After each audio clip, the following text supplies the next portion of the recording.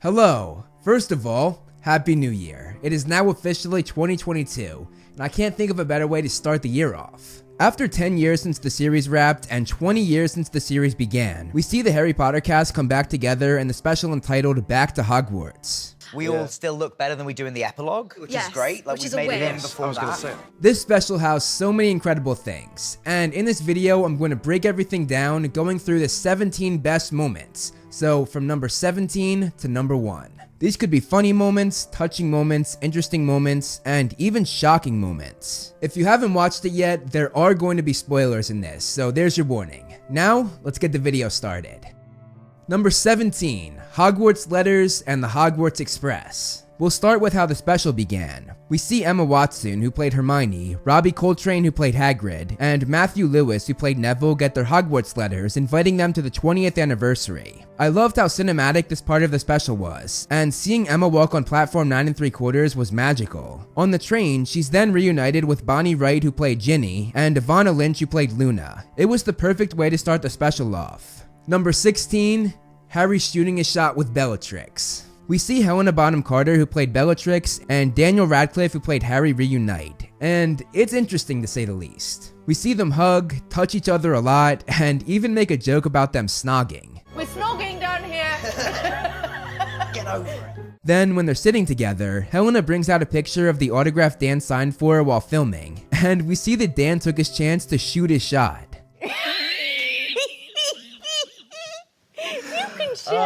We can share this now. I said, I do love you, and I just wish I'd been born 10 years earlier. I might have been in with a chance. It's all right now. What a baller Dan is.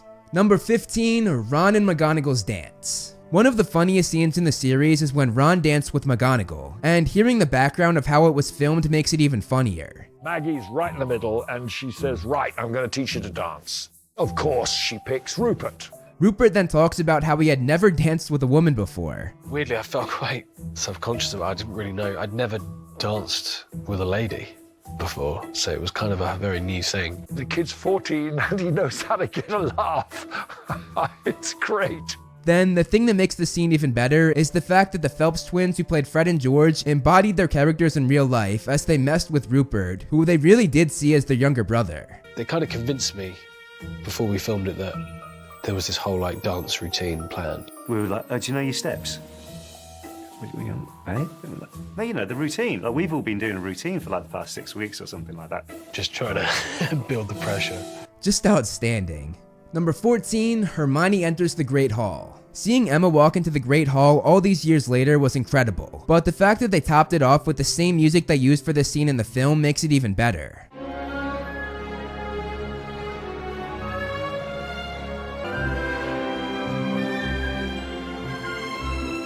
We then see this beautifully choreographed performance in the middle of the Great Hall, during which Emma is reunited with Tom Felton, who played Draco, and we see a bunch of other cast reunions as well, including the Weasley family, Robbie Coltrane with Emma, Matthew Lewis with Tom and Emma, and even Helena and Gary Oldman, aka Bellatrix and Sirius. And that pairing perfectly sets up a line between the two of them later on in the special. I killed you, didn't I? You killed me. Yeah.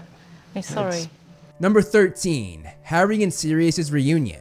Seeing Dan and Gary Oldman reunite was something really special, because if you've watched any of the behind-the-scenes documentaries for The Prisoner of Azkaban or The Order of the Phoenix, you know that Dan looked up to Oldman a great deal, which he also talks about in this special. The first person I remember being in awe of when they came in was Gary. I remember Oldman. that. The two had a really deep connection, and Dan has said multiple times that his best acting in the series were his scenes with Oldman. So seeing them reunite here was really great to see, and we see some really nice moments between the two, like Gary saying he saw himself as a father figure to Dan, much like Sirius and Harry. How old were you? 14. Really? Yeah. When we first met? Yeah. I think I had a natural sort of paternal thing. That just melts my heart. Number 12, the twins' audition story. The Phelps twins shared a very funny story about the day they auditioned that I absolutely loved and had never heard before. They showed up very confident, but when they got there, they realized they were the only twins that weren't dressed the same. And then we realised that we were the only set of twins there who weren't wearing identical clothing. So they went across the street and bought the first thing they saw so they could match each other. So we ended up going over the road and bought 2 identical matching tops. Just off the rack. Just off the rack. They were like, right, they will do. And then off we went. Number 11, Jason Isaacs hurts Tom Felton. In the special, Tom Felton and Jason Isaacs told a story about their first time working together. Ironically, the scene they're talking about did not even make it in the final cut of the movie. It was left on the cutting room floor and became a deleted scene. But while filming, Isaacs whacked Tom in the hand with his cane, which hurt Tom pretty badly. But I didn't know how sharp the teeth were, and they went right into little Tom's hands. And he looked up at me and his eyes welled with tears. Yes, Father. And I went, Tom, I'm so sorry. I didn't realize how sharp they were and how heavy it was. And he went, no, it's all right. It's good for the scene. And he'll come and give you a cuddle and say, oh, did I hit you too hard? Did I hit you too hard? Number 10, Snape's secret. At this point, I'm sure most people know that Alan Rickman, who played Severus Snape, was the only person Rowling ever told about how the series would end before it actually ended. When he got the part, she pulled him aside and told him that Snape loved Lily, Harry's mother. In the special, Oldman asked Dan if he knew anything about the series before the books were finished because he was the main character. You know, we only ever found out book. Yeah, book. I don't know whether you were because you were not. Harry. And when Dan said no and said that the only person who knew anything was Alan Rickman, Gary Oldman's reaction is hilarious. Rickman did, that was it. Rickman? He had the inside line. He worked that one. He very, very early said to Joe, he was like, I think I need to know. Then Dan expanded, telling us that Chris Columbus, who directed the first 2 movies, asked Alan all the time trying to find out what happened. But Rickman would always say, And he never told Chris, never told anyone. Chris would literally say to him, why are you doing that like that? He said, I'll tell you later. Also, can we appreciate Dan's Snape impression? That was perfect. I'll tell you later. Number 9, Chris Columbus's revelation. This next moment really hit home for me, which is why I put it so high even though it's a very small moment. Chris Columbus, who as I just said directed the first 2 movies, told Dan something he always wanted to tell him. He talked about the final line of the first movie. I always wanted to tell you this, but there was a moment on day 2 maybe, or 3, the camera pushes into you and you say, we're not going home, not really. Feels strange to be going home, doesn't it? I'm not going home. Not really. And Chris admitted that he got tears in his eyes while filming it and every other time he watches it, because right then and there was the moment he knew Dan was an amazing actor and that he himself had made the right decision for the perfect Harry. I got tears, I still get tears in my eyes thinking about it. I thought, this kid is an amazing actor. And it was that moment that kind of opened up the whole world for us. Number 8, Ron and Hermione's kiss. Because we're doing the kiss this week between Ron and Hermione. What? Doing the kiss between Ron and Hermione in This week? in the Chamber of Secrets. Seeing how the day they filmed the kiss scene unfolded was really interesting. I spoke to both of them in the trailers, made sure they were both comfortable. It was almost like prepping them for a major sports event. They talk about how they struggled to film this because they had grown up together. They were almost like brother and sister. It just felt wrong. So wrong on every level because Dan, Rupert and I are so much siblings. In the interview done for the special, Emma talks about how she went in a little too strong for the first take. So I just had to go for it.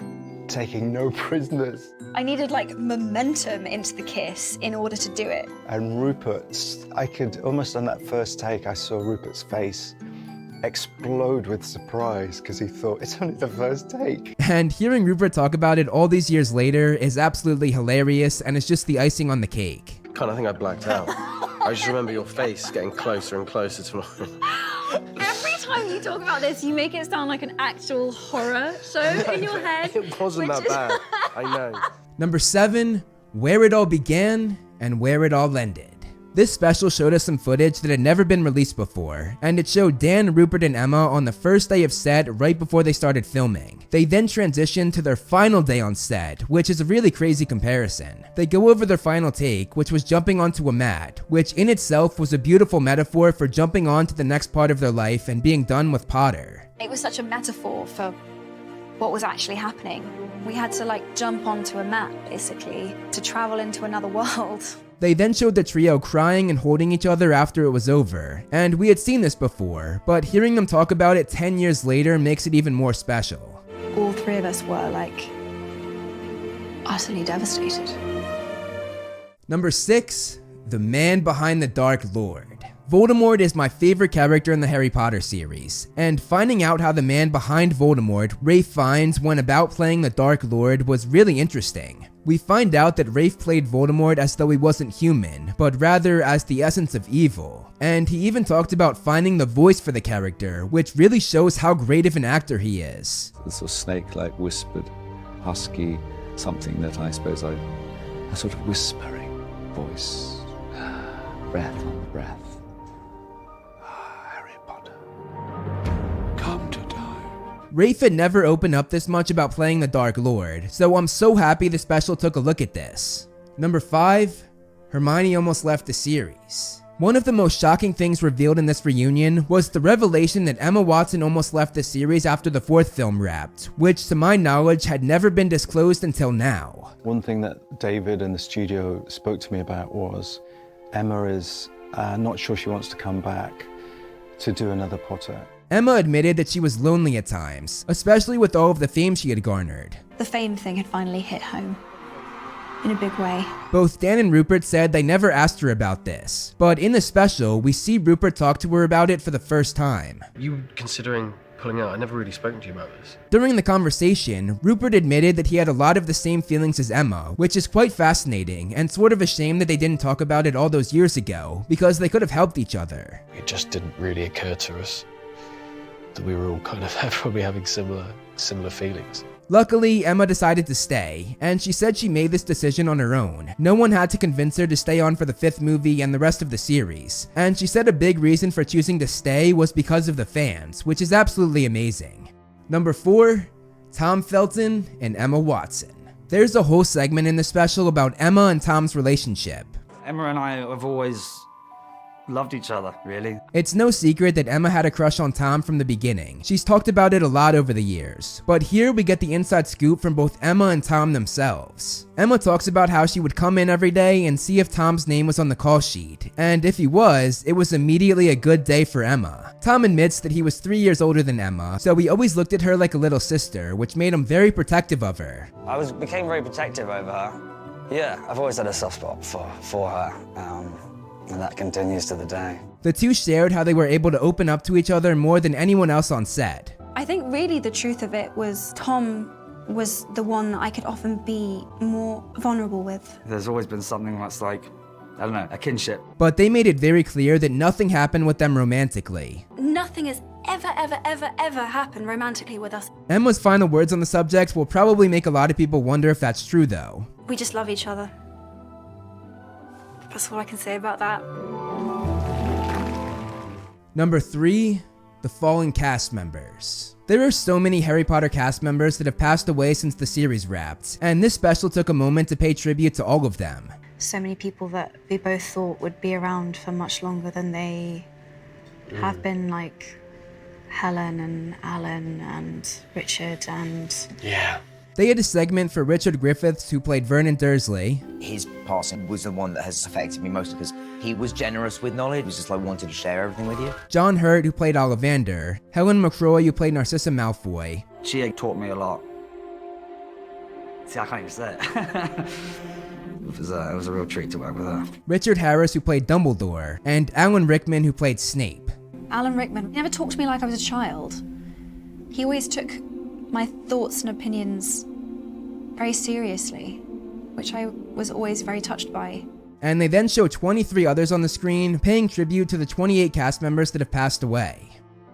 Number 2, the Golden Trio's bond. Just seeing Dan, Rupert, and Emma back together was a treat in itself. They talked about how they were the only ones who understood what the other was going through. I feel like I lost track of who I was and who the character was. I didn't really know where they ended or began. Weird things, even my name didn't feel like my name. I felt I only really knew how to do one thing. Yeah. I knew how to play Ron. It's almost like we did the most extreme form of method acting. We also hear them talk about their time during filming, and we see how strong their bond is. The level of trust I had and that we did build over those 10 years was like, and it was like non-verbal. Like it was like the three of us could communicate without even having to say anything. We just knew what needed to be done. They even talked about growing up together, not just as kids, but as actors as well, and we see how supportive they were for one another. Some of the sweetest memories I have from the three of us is just each of us knowing we sort of needed to take care of each other in just small ways. We were each very strong for each other.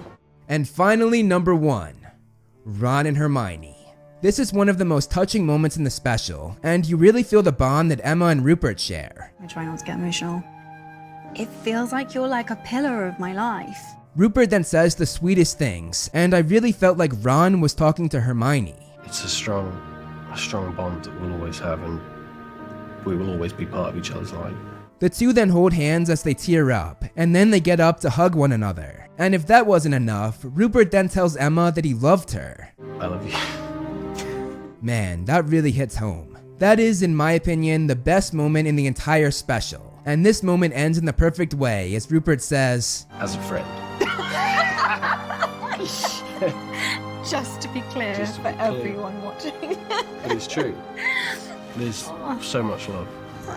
Thanks, Rubes. And speaking of perfect endings, this whole special ended in the perfect way as they utilized Snape's iconic line, which is honestly how all of us Potterheads feel even all these years after the series ended. After all this time, always. Thank you so much for watching, guys. I hope you enjoyed the video. You can follow me on Instagram to see more of my personal life, like my cute dog Loki, and some behind the scenes movie flame stuff. I also do similar content on TikTok and Twitter that I do here on this channel, so if you like what I do here, check them out. All the handles are right below me, and links are in the description. Over here are my wonderful patrons. If you want to be featured on the next video, plus get a few other perks, become a patron today. As always, if you liked the video, hit that like button and subscribe, and look out for more great movie flame videos on the way.